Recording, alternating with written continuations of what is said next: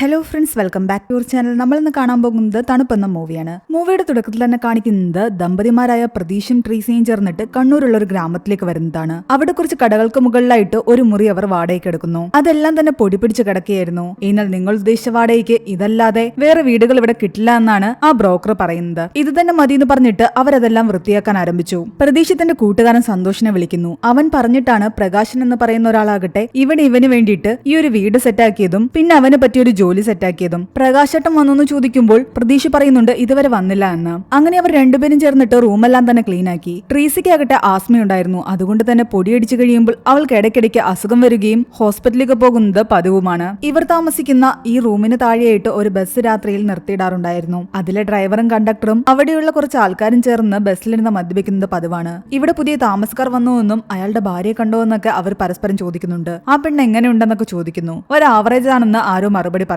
കുറച്ചു സമയം കഴിയുമ്പോൾ അവർ നേരത്തെ സംസാരിച്ച പ്രകാശ് എന്ന് പറയുന്ന ആള് വരുന്നുണ്ട്. പിറ്റേന്ന് മുതൽ അയാളുടെ കൂടെ ജോലിക്ക് പോകണം. പരസ്യങ്ങൾ എഴുതുകയും അത് വരയ്ക്കുകയൊക്കെ ചെയ്യുന്ന ജോലിയായിരുന്നു അയാൾക്ക്. പ്രതീഷിനും അതൊക്കെ നന്നായിട്ട് അറിയാം. ഗ്യാസും അടുപ്പൊക്കെ നാളത്തേക്ക് സെറ്റാക്കാം, രാവിലത്തെ ഫുഡ് ഞാൻ കൊണ്ടുവരാമെന്ന് പറഞ്ഞിട്ടാണ് അയാൾ പോകുന്നത്. അവർക്ക് കുളിക്കാനുള്ള ബാത്റൂം താഴെയായിരുന്നു. അങ്ങനെ രാവിലെ തന്നെ പ്രതീഷ് ആകട്ടെ കുളിയൊക്കെ കഴിഞ്ഞിട്ട് വന്നു. ട്രീസി ആകട്ടെ പുറത്തു നിന്നിരുന്ന ഒരു നായയെ നോക്കി നിന്ന് കരയുകയായിരുന്നു. അവൻ വന്ന് അവളെ ആശ്വസിപ്പിക്കുന്നു. പ്രതീഷ് ഇവിടെ വന്ന സമയത്ത് തന്നെ ആ ബ്രോക്കറിനോട് ഇവിടെ അടുത്ത് പുഴയുണ്ടോ, എങ്ങനെയാ പോകുന്നതെന്നൊക്കെ ചോദിച്ചിരുന്നു. കുറച്ചു കഴിയുമ്പോൾ പ്രകാശം വന്നിട്ട് അവർക്ക് വേണ്ടിയിട്ടുള്ള ഫുഡ് കൊടുത്തു. അതും കഴിച്ച് ട്രീസിയോട് ഇവിടെ വാതിലടിച്ചിരുന്നോ, ഉച്ചയ്ക്ക് താഴെന്ന് ഫുഡ് വാങ്ങിച്ച് കഴിച്ചാൽ മതി എന്ന് പറഞ്ഞിട്ട് അവൾക്കൊരു ഉമ്മയും കൊടുത്തിട്ട് പ്രതീഷ് പോയി. ജോലിക്ക് പോകുമ്പോഴും പ്രതീഷ് ആകട്ടെ ഈ പ്രകാശിനോട് ചോദിക്കുന്നുണ്ട് ഇവിടെ എവിടെയാ പുഴയെന്നും എത്ര ദൂരം ഉണ്ടെന്നും. അവൻ വന്നപ്പോ മുതൽ എല്ലാവരോടും ഇങ്ങനെ പുഴയെ പറ്റി അന്വേഷിക്കുന്നത് കേൾക്കുമ്പോൾ തന്നെ ഒരു ഡൗട്ട് നമുക്ക് തോന്നും. ജോലിക്കിടയിലും പ്രതീഷ് വളരെയധികം ടെൻഷനിലായിരുന്നു. അവരെ പറ്റി പ്രകാശ് ചോദിക്കുമ്പോൾ അയാൾ പറയുന്നുണ്ട് ഞങ്ങളുടെ രണ്ടുപേരുടെയും ലവ് മാരേജ് ആയിരുന്നു എന്ന്. ട്രീസ് നല്ല റിച്ച് ഫാമിലിയിലുള്ളതായിരുന്നു.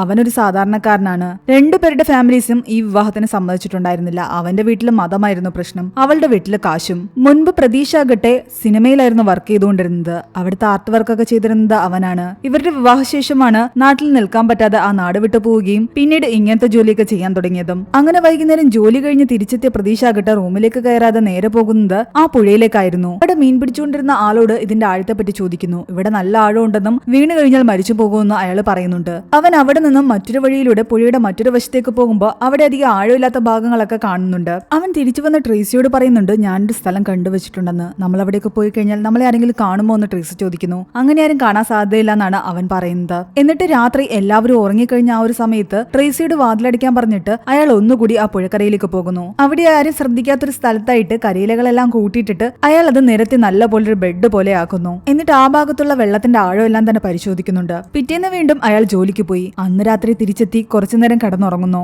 അർദ്ധരാത്രിയായപ്പോൾ ട്രീസി അയാൾ വിളിച്ചുണർത്തുന്നുണ്ട്. ബാ നമുക്ക് പോകാമെന്ന് പറഞ്ഞിട്ട്. അവൾ ആകെ പേടിച്ചാണ് പോകുന്നത്. അയാള് സഞ്ചിയിൽ ഒരു ബെഡ്ഷീറ്റുമായിട്ട് താഴേക്ക് ഇറങ്ങി. അവർ താഴെ റോഡിലേക്ക് വന്നു കഴിഞ്ഞപ്പോഴാകട്ടെ ബസ്സിൽ ആരുടെയോ അനക്കം കണ്ടിട്ട് അവൾ പറയുന്നുണ്ട് ബസ്സിൽ ആരോ ഉണ്ടെന്ന്. പെട്ടെന്ന് അവർ റൂമിലേക്ക് തിരിച്ചു പോകുന്നു. അവൾ ആകെ ടെൻഷനിലായി. നമുക്കിത് വേണോ എന്ന് ചോദിക്കുന്നു. എനിക്ക് നല്ലപോലെ പേടിയാകുന്നുണ്ട്, ആരെങ്കിലും കാണുമെന്ന് പറയുന്നു. എന്നാൽ ഇതൊന്നും ചെയ്യാതെ എങ്ങനെയാണെന്നാണ് അവൻ ചോദിക്കുന്നത്. ഇന്നെന്തായാലും പറ്റില്ല, എനിക്ക് പേടിയാണെന്ന് അവൾ പറയുന്നു. പ്രതീഷ് ആകെ ടെൻഷനായിട്ട് അവിടെ തന്നെ നിൽക്കുകയാണ്. അങ്ങനെ പിറ്റേന്നത്തെ പകലും കടന്നുപോയി. ഇതിനിടയ്ക്ക് അവർ പ്രകാശിന്റെ വീട്ടിൽ പോവുകയും ആഹാരം കഴിക്കുകയൊക്കെ ചെയ്യുന്നുണ്ട്. അവരുടെ രണ്ടുപേരുടെയും പെരുമാറ്റമൊക്കെ കാണുമ്പോൾ അവർക്ക് എന്തൊക്കെയോ പ്രശ്നങ്ങളുള്ളതായിട്ട് പ്രകാശനം തോന്നുന്നു. അങ്ങനെ 2 ദിവസം കഴിഞ്ഞിട്ടൊരു രാത്രി പ്രതീക്ഷ നോക്കുമ്പോഴാകട്ടെ ആ ബസ്സിലുണ്ടായിരുന്ന ആൾക്കാരെല്ലാം മദ്യപിച്ചിട്ട് പല വഴിക്ക് പോയിട്ടുണ്ടായിരുന്നു. അവരെല്ലാം വീടുകളിലേക്ക് പോയിന്ന് മനസ്സിലായതും അവൻ ട്രീസിയെ വിളിച്ചുണർത്തുന്നു. എന്നിട്ട് ബെഡ്ഷീറ്റ് എടുത്തുകൊണ്ട് രാത്രി തന്നെ ആ പുഴയിലേക്കുള്ള പാതയിലേക്ക് നടക്കാൻ ആരംഭിച്ചു. അവിടെ എങ്ങും തന്നെ ആരും ഉണ്ടായിരുന്നില്ല. പുഴയിലെത്തി കഴിയുമ്പോൾ അവൾ ചോദിക്കുന്നുണ്ട് ആരെങ്കിലും കാണുമെന്ന്. ഇവിടെയെങ്ങും ആരുമില്ല എന്നാണ് അവൻ പറയുന്നത്. എന്നിട്ട് അവർ രണ്ടുപേരും നേരെ പുഴയിലേക്ക് ഇറങ്ങുന്നു. കുറെ നേരം ആ പുഴയിൽ തന്നെ മുങ്ങിയും താഴെയും ചെയ്തിട്ട് നല്ല പോലെ കുളിക്കുന്നുണ്ട്.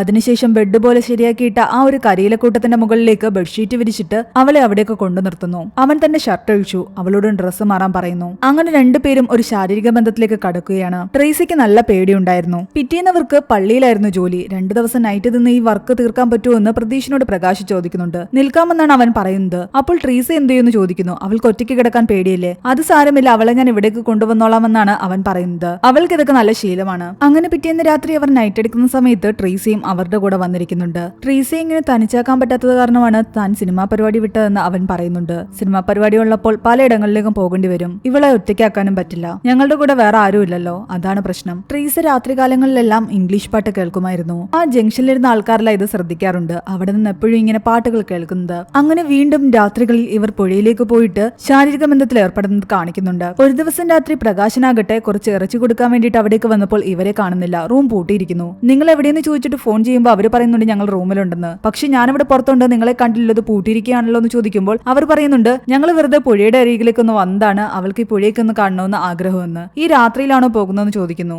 അതൊന്നും കുഴപ്പമില്ല എന്നാണ് അവര് പറയുന്നത്. എന്തായാലും കൊണ്ടുവന്ന ഇറച്ചി ഞാൻ ഇവിടെ വെച്ചിട്ടുണ്ട്, വരുമ്പോ എടുത്ത് അകത്തേക്ക് വെക്കാൻ അയാൾ പറയുന്നു. അങ്ങനെ പകലെല്ലാം തന്നെ പ്രതീക്ഷ ജോലിക്ക് പോകും. രാത്രി കാലങ്ങളിൽ ഇങ്ങനെ ശാരീരിക ബന്ധത്തിൽ ഏർപ്പെടാൻ വേണ്ടിയിട്ട് പുഴയിലേക്ക് പോകും. അങ്ങനെ ഒരു ദിവസം ഇവർ രണ്ടുപേരും നടന്നു പോകുന്നത് ബസ്സിലിരുന്നു കൊണ്ട് അതിലെ കണ്ടക്ടർ ഷാജി കാണുന്നുണ്ട്. അങ്ങനെ പിറ്റേ ദിവസം രാത്രിയാകട്ടെ ഷാജിയുടെ ബസ്സിൽ എല്ലാവരും കൂടെ മദ്യപിക്കാൻ കൂടുന്നുണ്ട്. ആ സമയത്ത് ഇവിടെ ട്രീസയ്ക്ക് നല്ലപോലെ പനി പിടിച്ചിട്ടുണ്ടായിരുന്നു. ഷാജി ബസ്സിലുണ്ടായിരുന്ന കൂട്ടുകാരോട് ട്രീസയും പ്രതീക്ഷയും രാത്രിയിൽ ഇങ്ങനെ പോകുന്നതും അവിടെ വെച്ച് ശാരീരിക ബന്ധത്തിൽ ഏർപ്പെടുന്നത് താൻ കണ്ടു എന്നും പറയുന്നു. എന്നാൽ അവരതൊന്നും വിശ്വസിക്കുന്നില്ല. നീ വല്ല സ്വപ്നവും കണ്ടതായിരിക്കും എന്നാണ് പറയുന്നത്. അങ്ങനെയൊന്നുമല്ല, അവർ രണ്ടുപേരും നമ്മൾ വിചാരിച്ച പോലെയല്ല, രണ്ട് സൈക്കോസ് ആണെന്ന് തോന്നുന്നു, രാത്രിയിൽ ഇവരുടെ പരിപാടി ഇതൊക്കെയാണെന്ന്. അങ്ങനെ അവരെ പറ്റി സംസാരിച്ചുകൊണ്ടിരിക്കുന്ന സമയത്ത് തന്നെ പ്രതീക്ഷ ഇവരുടെ അടുത്തേക്ക് വരുന്നുണ്ട്. ഇവിടെ എവിടെയെങ്കിലും ഓട്ടോ കിട്ടുമോ, തന്റെ വൈഫിന് പനിയാണെന്ന് പറയുന്നു. കൂട്ടത്തിലൊരാള് അവിടെയുള്ള ഒരാളുടെ ഓട്ടോ വിളിച്ചു കൊടുക്കുന്നുണ്ട്. പ്രതീക്ഷ പോയി കഴിയുമ്പോൾ ഷാജി മറ്റുള്ളവരോട് പറയുന്നുണ്ട് അങ്ങനെ ദിവസവും പോയി പുഴയിലെ വെള്ളത്തിൽ കുളിച്ചിട്ട് ഈ പരിപാടിക്കൊക്കെ പോയി കഴിഞ്ഞാൽ പനി പിടിക്കുമെന്ന്. ഞാൻ പറഞ്ഞപ്പോ നിങ്ങൾ വിശ്വസിച്ചില്ലല്ലോ, ഇപ്പൊ എങ്ങനെ ഇരിക്കുന്നുവെന്ന്. ഇനിയിപ്പോ എന്തായാലും കുറച്ച് ദിവസത്തേക്ക് പുഴയിലേക്ക് പോകില്ല. ഇനി പോകുന്ന ദിവസം ഞാൻ കാണുവാണെങ്കിൽ അപ്പൊ നിങ്ങളെ വിളിക്കാം. അങ്ങനെ പനിയൊക്കെ മാറിയ ശേഷം കുറച്ച് ദിവസങ്ങൾ കഴിഞ്ഞിട്ട് അവർ വീണ്ടും പുഴയിലേക്ക് പോകുന്നുണ്ട്. ഇത് ഷാജി കാണുകയും കൂട്ടത്തിലുള്ള ആൾക്കാരെയെല്ലാം വിളിച്ചു പറയുകയും ചെയ്യുന്നു. അവരെല്ലാവരും ചേർന്നിട്ട് ഇവരെ ഫോളോ ചെയ്ത് ആ പുഴക്കരയിലേക്ക് പോയി. കുറച്ചു നേരം അവിടെ ഇരുന്ന് ഒളിച്ചു നോക്കുന്നു. അവർ കുളിക്കാൻ ആരംഭിച്ചിരുന്നു. 10-25 മിനിറ്റ് ഇവരിങ്ങനെ കുളിക്കുമെന്നാണ് ഷാജി പറയുന്നത്. അത് കഴിഞ്ഞിട്ട് അവര് ഡ്രസ്സൊക്കെ അഴിച്ചിട്ട് കാര്യത്തിലേക്ക് കടക്കാൻ തുടങ്ങിയിരുന്നു. ഇവർ മറ്റൊരിടത്ത് പോയിരുന്ന് ഇതെല്ലാം തന്നെ ഷൂട്ട് ചെയ്യുന്നു. അതിലൊരാൾ കൂടി ഫോൺ എടുത്തിട്ട് കൂട്ടത്തിലുള്ള ഒരാളാകട്ടെ ഫോട്ടോ എടുക്കാൻ ശ്രമിച്ചതും കാശടിച്ചിട്ട് പ്രതീക്ഷയും ട്രീസയും പേടിച്ച് ഞെട്ടി എഴുന്നേക്കുന്നു. ഇവിടെ ആരോ ഉണ്ടോന്ന് പറഞ്ഞിട്ട് തങ്ങളെ അവർ കണ്ടുവെന്ന് മനസ്സിലാക്കിയതും ഈ ഷാജിയും കൂട്ടരും ആകട്ടെ അവരുടെ അടുത്തേക്ക് ഓടി ചെല്ലുന്നു. പെട്ടെന്ന് തുണിയെല്ലാം തന്നെ ട്രീസ എടുത്ത് പുതയ്ക്കുന്നു. നീക്ക് ഇവിടെ എന്താടാ കാണിക്കുന്നതെന്ന് ചോദിച്ചുകൊണ്ടാണ് അവർ ബഹളമുണ്ടാക്കുന്നത്. എന്നാൽ തന്റെ വൈഫാണെന്നും ഞങ്ങളെ ഒന്നും ചെയ്യരുതെന്നും പറഞ്ഞിട്ട് പ്രതീക്ഷ ആകട്ടെ കരഞ്ഞു പറയുന്നുണ്ട്. നീ കുറെ ദിവസമായിട്ട് ഇത് തന്നെയല്ലേ പരിപാടി, നിന്റെ ഈ പരിപാടിയൊന്നും ഇവിടെ നടക്കില്ല, മര്യാദയ്ക്ക് ഇവിടെ നിന്ന് പൊക്കോളാൻ പറയുന്നുണ്ട്. ഞാൻ പറയുന്നതൊന്ന് കേൾക്കുന്നു പറഞ്ഞിട്ട് പ്രതീക്ഷ അവരോട് സംസാരിക്കാൻ ശ്രമിച്ചെങ്കിലും അവൻ പറയുന്നതൊന്നും തന്നെ കേൾക്കാൻ അവർ തയ്യാറായില്ല. അവരുടെ വീഡിയോസ് എടുക്കുകയും അവരെ അപമാനിക്കുകയും ചെയ്തു. എന്നിട്ട് അവിടെ നിന്ന് പറഞ്ഞു വിടുകയും ചെയ്തു. ആകെ തകർന്ന മനസ്സുമായിട്ടാണ് അവർ റൂമിലേക്ക് വരുന്നത്. രാത്രി മുഴുവൻ ട്രീസ കരയുകയായിരുന്നു. ഞാൻ അപ്പോഴേ പറഞ്ഞതല്ലേ ആരെങ്കിലും കാണുമെന്ന് പറഞ്ഞിട്ട്, എനിക്കിനി ജീവിച്ചിരിക്കണ്ടെന്നും അവൾ പറയുന്നു. അവൻ അവളെ ആശ്വസിപ്പിക്കാൻ ശ്രമിക്കുന്നുണ്ടെങ്കിലും ഒന്നും തന്നെ സാധിക്കുന്നുണ്ടായിരുന്നില്ല. പ്രതീക്ഷനും എന്ത് ചെയ്യണമെന്ന് അറിയാത്ത അവസ്ഥയാണ്. ഇപ്പൊ തന്നെ നാട്ടുകാരോടെല്ലാം തന്നെ അവർ പറഞ്ഞിട്ടുണ്ടാകും. ഷാജിയും കൂട്ടരും ഇവര് റൂമിൽ നിന്ന് ഇറങ്ങുന്നത് നോക്കിയിരിക്കുകയായിരുന്നു. എന്നാൽ രണ്ടുപേരും റൂമിൽ തന്നെ അടച്ചിരിക്കുകയാണ്.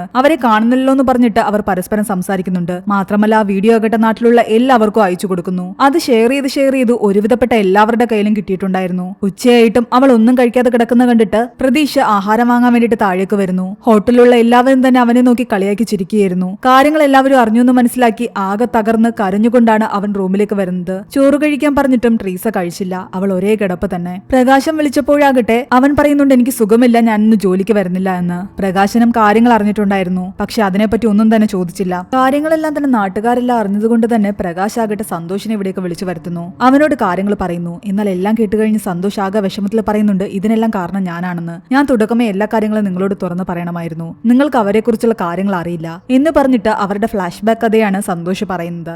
സന്തോഷും പ്രതീഷും ഒരുമിച്ച് കൊച്ചിയിൽ ഒരു സിനിമയ്ക്ക് വേണ്ടിയിട്ട് വർക്ക് ചെയ്യുന്ന സമയത്ത് ഒരു ദിവസം പ്രതീഷിന് ഒരു നായയെ കിട്ടുന്നുണ്ട്. അവിടെയുള്ള പലരോടും ചോദിച്ചെങ്കിലും ആർക്കും ആ നായയുടെ ഓണറിനെ അറിയില്ലായിരുന്നു. അവരുടേത് ആരുടേതുമായിരുന്നില്ല. അത് കാരണം അവൻ അതിനെ വീട്ടിലേക്ക് കൊണ്ടുവരുന്നു. ആ നായ നമ്മുടെ ട്രീസയുടേതായിരുന്നു. അവള് വലിയ വീട്ടിലെ കുട്ടിയാണ്. അവളുടെ അങ്കിളിന്റെ ആന്റിയുടെയും കൂടെയായിരുന്നു അവൾ താമസിക്കുന്നത്. അവളുടെ അച്ഛൻ ഇറ്റലിയിലായിരുന്നു. നായയെ നഷ്ടപ്പെട്ട കാരണം ആകെ സങ്കടത്തിൽ അവൾ ആഹാരം പോലും കഴിക്കുന്നുണ്ടായിരുന്നില്ല. മറ്റൊരു നായ വാങ്ങിക്കൊടുക്കാമെന്ന് പറഞ്ഞിട്ടും അത് നഷ്ടപ്പെട്ടതിന് പകരമാകില്ല എന്നാണ് അവൾ പറഞ്ഞുകൊണ്ടിരുന്നത്. ഇവിടെ പ്രതീഷും ആ നായയും നല്ല കൂട്ടായിരുന്നു. അവൻ അതിനൊരു മണിയൊക്കെ കെട്ടിക്കൊടുക്കുന്നുണ്ട്. ഒരു ദിവസം പ്രതീഷിന്റെ കൂടെയുള്ള ഒരു സുഹൃത്താകട്ടെ ട്രീസ കൊടുത്തൊരു പരസ്യവുമായിട്ട് പ്രതീഷിന്റെ അടുത്തേക്ക് വരുന്നുണ്ട്. ഈ നായയെ കാണാനില്ല എന്നും ഇതിനെ കണ്ടുകിട്ടുന്നവർ അതിനെ തിരിച്ചു തരികയാണെങ്കിൽ 15,000 രൂപ പാരിതോഷികം കൊടുക്കാമെന്നും പറഞ്ഞിട്ട് അവൻ പെട്ടെന്ന് തന്നെ ആ നമ്പറിലേക്ക് വിളിക്കുന്നു. തന്റെ നായ ഒരിടത്തുണ്ട് എന്നറിഞ്ഞതോടുകൂടി ട്രീസ ഒരുപാട് സന്തോഷത്തോടു കൂടി അവിടേക്ക് വരുന്നുണ്ട്. അവളെ കണ്ടതും അവളുടെ നായ അവളുടെ അടുത്തേക്ക് ഓടി ചെല്ലുന്നു. അവൾ കരഞ്ഞുകൊണ്ട് അതിനെ കെട്ടിപ്പിടിക്കുന്ന കണ്ടപ്പോൾ പ്രതീഷിന്റെ മനസ്സ് നിറഞ്ഞു. അവൾ കാശ് കൊടുത്തെങ്കിലും അവൻ വാങ്ങിച്ചില്ല. കുറച്ചു ദിവസം കൊണ്ട് ഇവന്റെ കൂടെ ഞാൻ നല്ല അടുപ്പമായി. ഇപ്പോൾ ഇവൻ പോകുമ്പോൾ തന്നെ എനിക്ക് നല്ല വിഷമമുണ്ട്. അപ്പൊ പിന്നെ ഇത്രയും കാലം വളർത്തിയ തനിക്ക് ഇത്രത്തോളം വിഷമമുണ്ടെന്ന് എനിക്ക് മനസ്സിലാക്കാം. അതുകൊണ്ട് കാശൊന്നും വേണ്ട. ഞാൻ ഇടയ്ക്ക് ഇവനെയും കൊണ്ട് ഇവിടെ വരാമെന്ന് പറഞ്ഞിട്ടാണ് അവള് പോകുന്നത്. പിന്നീട് അവന്റെ നമ്പറിലേക്ക് അവളാകട്ടെ തന്റെയും നായയുടെയും ഫോട്ടോസ് എല്ലാം തന്നെ അയച്ചു കൊടുക്കുന്നുണ്ട്. അവൻ കിട്ടിയ ആ മണി ഇപ്പോഴും അവൾ അഴിച്ചു മാറ്റിയിട്ടുണ്ടായിരുന്നില്ല. അതിടുമ്പോ ഈ നായയെ കാണാൻ നല്ല ഭംഗിയാണെന്നാണ് അവൾ പറയുന്നത്. പിന്നീട് ഇവർ വിളിക്കുകയും മെസ്സേജ് അയക്കുകയൊക്കെ ചെയ്തു കഴിഞ്ഞിട്ട് പതിയെ പ്രണയത്തിലേക്ക് കൂടി കടക്കുന്നു. സ്നേഹം എന്താണെന്ന് അവൾ അറിയുന്നത് പ്രതീക്ഷയിലൂടെയായിരുന്നു. ചെറുപ്പത്തിലെ അമ്മ മരിച്ചുപോയി. അച്ഛനാകട്ടെ എപ്പോഴും ബിസിനസ് തിരക്കിലായിരുന്നു. ഇറ്റലിയിൽ നിന്ന് ശ്വാസം മുട്ടിയിട്ടാണ് അവൾ ഇവിടേക്ക് വന്നത്. ഇവിടെ അങ്കിളും ആന്റിയൊക്കെ തന്നെ നോക്കും, പക്ഷെ ഒരു മകളെ പോലെ ഒന്നും സ്നേഹിക്കത്തില്ല. കാരണം അവരുടെ സ്വന്തം മകളൊന്നും അല്ലല്ലോ ഞാൻ. അമ്മയുടെ മരണശേഷം എനിക്ക് സ്നേഹം കിട്ടിയത് നിന്നിൽ നിന്ന് മാത്രമാണ്. ഞാൻ അതുകൊണ്ടാണ് ഇപ്പൊ സന്തോഷിക്കുന്നത് പോലും. എന്നാൽ ഒരു ദിവസം ഇവളുടെ അങ്കിളാകട്ടെ ഇവർ രണ്ടുപേരും ഒരുമിച്ച് കാണുന്നു. അവളോട് അതിനെപ്പറ്റി സംസാരിക്കുകയും ചെയ്യുന്നുണ്ട്. ഈ കാര്യങ്ങൾ നിന്റെ അച്ഛനോട് പറഞ്ഞിട്ടുണ്ടെന്നും നിന്റെ അച്ഛൻ ഇതിനെപ്പറ്റി നിന്നോട് സംസാരിക്കുമെന്നും പറയുന്നു. അവളുടെ അച്ഛൻ നാട്ടിലേക്ക് വരികയും അവളോട് പറയുകയും ചെയ്യുന്നുണ്ട്, ആ പയ്യനെ ഞാൻ കണ്ടിട്ടില്ല, പക്ഷെ കേട്ടിടത്തോളം നിനക്ക് പറ്റിയ ഒരു പയ്യനല്ല അത്. നമ്മുടെ ഫാമിലിക്ക് ഒട്ടും തന്നെ പറ്റില്ല. അതുകൊണ്ട് നീ ഇവിടെ വെച്ച് നടത്തുന്നതാ നല്ലത്. ഞാൻ തിരിച്ചു പോകുമ്പോ എന്റെ കൂടെ ഇറ്റലിയിലേക്ക് നീ വന്നോളണം. അച്ഛൻ തന്നെയും കൊണ്ടുപോകുമെന്ന് പേടിച്ച അവളാകട്ടെ അന്ന് രാത്രി തന്നെ വീട് വിട്ടിറങ്ങുന്നു. പിന്നീട് പ്രതീക്ഷുമായിട്ട് രജിസ്റ്റർ മാരേജും ചെയ്യുന്നുണ്ട്. അതിനുശേഷം വീട്ടിലേക്ക് എത്തുമ്പോൾ അവന്റെ അമ്മയാകട്ടെ ഇവരെ സ്വീകരിക്കുന്നില്ല. ഒരു നസ്രാണി പെണ്ണിനെ ഇവിടെ കയറ്റാൻ പറ്റില്ല എന്നാണ് പറയുന്നത്. പ്രതീക്ഷിന്റെ വീട്ടില് അമ്മയും അച്ഛനും ചേട്ടന്റെ വൈഫുമായിരുന്നു ഉണ്ടായിരുന്നത്. എന്നാൽ അവന്റെ അമ്മ അച്ഛനോട് പറയുന്നുണ്ട്, നിങ്ങളെങ്ങാനും അവരെ വീട്ടിൽ കയറ്റി കഴിഞ്ഞാൽ ഞാൻ ആത്മഹത്യ ചെയ്യുമെന്ന്. അത് കാരണം അയാൾക്കും ധൈര്യം ഉണ്ടായിരുന്നില്ല. അങ്ങനെ അവർ രണ്ടുപേരും തൽക്കാലം സന്തോഷിന്റെ വീട്ടിലേക്ക് പോകുന്നു. അതിനുശേഷം ഒരു ഹോട്ടലിലേക്ക് പോയി റൂം എടുക്കുന്നുണ്ട്. അതിനിടയ്ക്ക് ട്രീസിയുടെ അച്ഛനാകട്ടെ അവളോടുള്ള ദേഷ്യം അവളുടെ നായോട് തീർക്കുന്നു. അതിനെ കൊന്ന ശേഷം ഒരു പിക്ചർ എടുത്ത് അവൾ കഴിച്ചു കൊടുത്തിട്ട് ഒരു വോയിസ് കൂടി ഇടുന്നുണ്ട്. നീ എന്റെ കൺമുന്നിൽ വന്നു കഴിഞ്ഞാൽ നിന്റെ അവസ്ഥ ഇതുപോലെയായിരിക്കുമെന്ന് പറഞ്ഞ്. ആ കാഴ്ച കണ്ട് അവൾ ആകെ തകർന്നുപോയി. അവന്റെ അച്ഛൻ അവനെ കാണാൻ വരുന്നുണ്ട്. ഈ പ്രശ്നങ്ങളെല്ലാം മാറുമെന്നും നിങ്ങൾക്കൊരു കുഞ്ഞുണ്ടായി കഴിഞ്ഞു കഴിഞ്ഞാൽ നിന്റെ അമ്മ എന്തായാലും നിങ്ങൾ രണ്ടുപേരെയും സ്വീകരിക്കുമെന്ന് പറയുന്നു. കാരണം അവന്റെ ചേട്ടന് ഇതുവരെയും ഒരു കുഞ്ഞുണ്ടായിട്ടില്ല. 7 വർഷങ്ങൾ കഴിഞ്ഞിരുന്നു അവരുടെ കല്യാണം കഴിഞ്ഞിട്ട്. അതിനെപ്പറ്റിയൊക്കെ ആലോചിക്കാമെന്ന് പറഞ്ഞിട്ട് അവർ അവിടെ നിന്ന് നാടുവിട്ടു പോകുന്നു. പിന്നീട് കുറെ കാലം തമിഴ്നാട്ടിലായിരുന്നു. അവൻ അവന്റെ പെയിന്റിംഗ് ജോലികളിലേക്ക് കടന്നു. 2-2.5 വർഷം കഴിഞ്ഞപ്പോൾ സന്തോഷ് വീണ്ടും ഇവനെ വിളിച്ചിട്ട് പറയുന്നുണ്ട്, നിന്റെ അച്ഛൻ വിളിച്ചിരുന്നുവെന്നും ആ കാര്യത്തെപ്പറ്റി വീണ്ടും സംസാരിച്ചുവെന്നും. ഇത്രയും കാലമായിട്ട് നിങ്ങൾക്കൊരു കുഞ്ഞുണ്ടായില്ലല്ലോ, നിങ്ങൾ ഏതെങ്കിലും ഹോസ്പിറ്റലിൽ കാണിക്കാൻ പറയുന്നുണ്ട്. അങ്ങനെ അവർ ആദ്യം തമിഴ്നാട്ടിലുള്ള ഒരു ഹോസ്പിറ്റലിൽ കാണിക്കുന്നുണ്ട്. കുറച്ച് ടെസ്റ്റുകളൊക്കെ എടുക്കുന്നു. എന്നാൽ മരുന്നുകൾ കഴിച്ചിട്ടും അവർക്കൊരു കുഞ്ഞുണ്ടായില്ല. 3-3.5 വർഷം കഴിഞ്ഞപ്പോൾ അവർ പിന്നീട് വലിയൊരു ഹോസ്പിറ്റലിൽ എത്തുന്നു. അവിടുത്തെ ഡോക്ടർ അവന്റെ ടെസ്റ്റ് റിപ്പോർട്ടുകളെല്ലാം തന്നെ കണ്ടിട്ട് പറയുന്നുണ്ട്, പ്രതീക്ഷിന് ബോഡി ഹീറ്റ് നല്ലപോലെ കൂടുതലാണെന്ന്. അത് അവന്റെ കൗണ്ടിനെയും മോട്ടിലിറ്റി എല്ലാം തന്നെ ബാധിക്കും. അതുകൊണ്ട് ഒരു കുഞ്ഞുണ്ടാകാനുള്ള സാധ്യത കുറച്ച് കുറവാണ്. IVF ട്രീറ്റ്മെന്റ് ആയിരിക്കും നല്ലതെന്ന് പറയുന്നു. എന്നാൽ അതിന് ലക്ഷങ്ങൾ ചിലവാകുമായിരുന്നു. അവരെ കൊണ്ട് അത് അഫോർഡ് ചെയ്യാൻ പറ്റില്ല. അവന്റെ അച്ഛൻ അവനെ വിളിച്ച സമയത്ത് അവൻ ഇതിനെപ്പറ്റിയെല്ലാം പറയുന്നുണ്ട്. ആ ഒരു ട്രീറ്റ്മെന്റ് മാത്രമല്ലല്ലോ, വേറെയും മാർഗങ്ങളില്ലേ എന്നാണ് അവന്റെ അച്ഛൻ ചോദിക്കുന്നത്. വയനാട്ടിലൊരു വൈദ്യനുണ്ട്, ഈ കാര്യത്തിൽ പ്രഗത്ഭനാണ്, നിങ്ങൾ അയാളെ ഒന്ന് പോയി കാണാൻ പറയുന്നു. അങ്ങനെ ഇവർ അയാളെ പോയി കാണുന്നുണ്ട്. അയാൾ ഇവന്റെ റിപ്പോർട്ടോ മരുന്നോ ഒന്നും തന്നെ നോക്കുന്നില്ല. അവന്റെ കൈ പിടിച്ചു നോക്കിയിട്ട് അയാളും പറയുന്ന കാര്യങ്ങൾ ഇത് തന്നെയായിരുന്നു. അവന് ബോഡി ഹീറ്റ് നല്ലപോലെ കൂടുതലാണ്, തീയിൽ നിൽക്കുന്ന അവസ്ഥയാണ്. മാത്രമല്ല നിങ്ങളുടെ രണ്ടുപേരുടെയും മാനസികാരോഗ്യം ശരിയല്ല.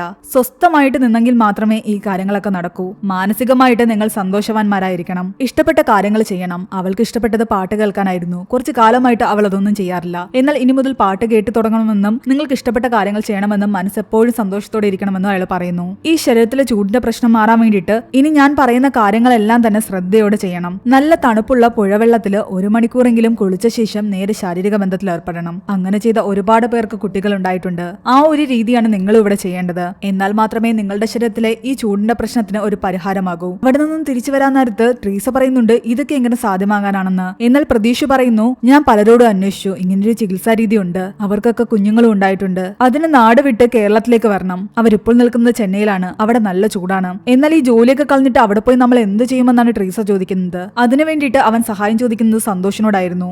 സന്തോഷിന് കണ്ണൂരുള്ള അയാളുടെ സുഹൃത്ത് പ്രകാശിനെ ഓർമ്മ വരുന്നു. അയാൾക്ക് സഹായത്തിന് ആളെ വേണമെന്ന് പറഞ്ഞിട്ടുണ്ടായിരുന്നു. നീ അവിടേക്ക് പോവുകയാണെങ്കിൽ അവിടെ അടുത്തെവിടെയെങ്കിലും റൂമും കിട്ടും, ഇഷ്ടംപോലെ പുഴകളും അവിടെയുണ്ട്. പ്രകാശിനോട് കാര്യം പറയട്ടെ എന്ന് ചോദിക്കുമ്പോൾ പ്രതീക്ഷ പറയുന്നുണ്ട്, ഈ കാര്യം ആരോടും പറയണ്ട, ഈ കാര്യങ്ങൾ മറ്റാരെങ്കിലും അറിയുന്നത് ട്രീസയ്ക്ക് അത്ര ഇഷ്ടമല്ലാന്ന്. മാത്രമല്ല അവരൊക്കെ വേറെന്തെങ്കിലും രീതിയിൽ നോക്കിയാലോ, അതുകൊണ്ട് തൽക്കാലം ആരോടും പറയണ്ട. അങ്ങനെ സന്തോഷ് പറഞ്ഞിട്ട് സന്തോഷിന്റെ സഹായത്തോടും കൂടിയാണ് കണ്ണൂരേക്ക് ഇവർ ഈ കുട്ടികൾ ഉണ്ടാകാൻ വേണ്ടിയിട്ട് താമസം മാറി വന്നത്. ഈ സത്യങ്ങളെല്ലാം തന്നെ ഷാജിയോടും കൂട്ടരോടും അവർ പോയി പറയുന്നു. ഷാജിയും കൂട്ടരും ഇത് കേട്ട് ആകെ തകർന്നു പോയി. ഇത് നേരത്തെ അറിഞ്ഞിരുന്നെങ്കിൽ ഇങ്ങനെയൊന്നും ഉണ്ടാകില്ലായിരുന്നു. അവൻ പറയുന്നത് ഒരു നിമിഷം കേൾക്കാൻ നിന്നിരുന്നെങ്കിലും ഈ പ്രശ്നങ്ങൾ ഉണ്ടാകില്ലായിരുന്നു. ആ വീഡിയോ ആകട്ടെ എടുത്ത് എല്ലാവർക്കും ഷെയർ ചെയ്യുകയും ചെയ്തു. തങ്ങൾ ചെയ്തത് വലിയ തെറ്റാണെന്ന് അവർക്ക് മനസ്സിലായി. അവരോട് പോയി മാപ്പ് പറഞ്ഞാലോ എന്ന് ചോദിക്കുന്നുണ്ട്. മാപ്പ് പറഞ്ഞാലൊന്നും ഈ പ്രശ്നത്തിന് പരിഹാരമാകില്ല. നിങ്ങൾ വീഡിയോ ആർക്കൊക്കെ അയച്ചിട്ടുണ്ടോ അവരോടെല്ലാം ഡിലീറ്റ് ചെയ്യാൻ പറ, ആർക്കും ഷെയർ ചെയ്യരുതെന്ന് പറ. എന്നാൽ ഇവർ വീഡിയോ ഷെയർ ചെയ്ത് കൊടുത്ത ആൾക്കാരെല്ലാം തന്നെ വിളിച്ചെങ്കിലും അതിൽ പലരും ഡിലീറ്റ് ആക്കാൻ കൂട്ടാക്കുന്നില്ല. ഒരുവിധം എല്ലാവരും തന്നെ ഒരുപാട് ഗ്രൂപ്പിലേക്ക് ഷെയർ ചെയ്തിട്ടുണ്ടായിരുന്നു. തങ്ങൾ പിടിച്ചാൽ ഇനി നിൽക്കില്ല എന്ന്